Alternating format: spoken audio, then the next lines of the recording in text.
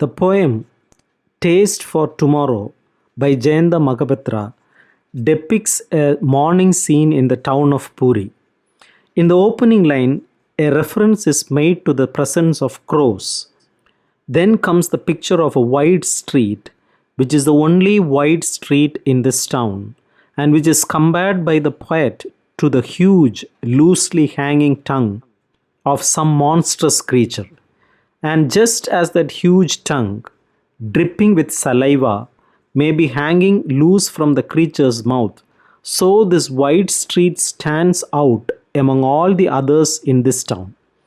The next picture is that of 5 lepers whose faces have partly been eaten away by disease and who are therefore indistinguishable from one another.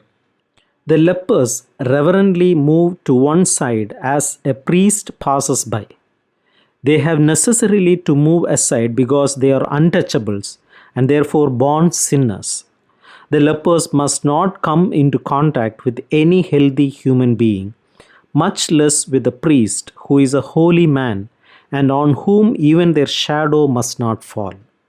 At the end of that one wide street is the temple at the door of which a large crowd is standing, waiting to enter the temple in order to listen to a religious discourse or merely to pay their obeisance to the statue of a deity.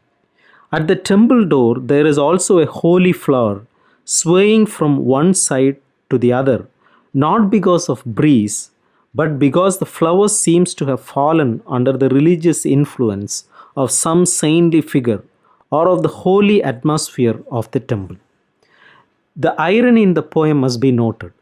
It is not a poem in which the writer is paying tribute to the town of Puri or to the priests of the temple or even to the crowds who have gathered at the temple door.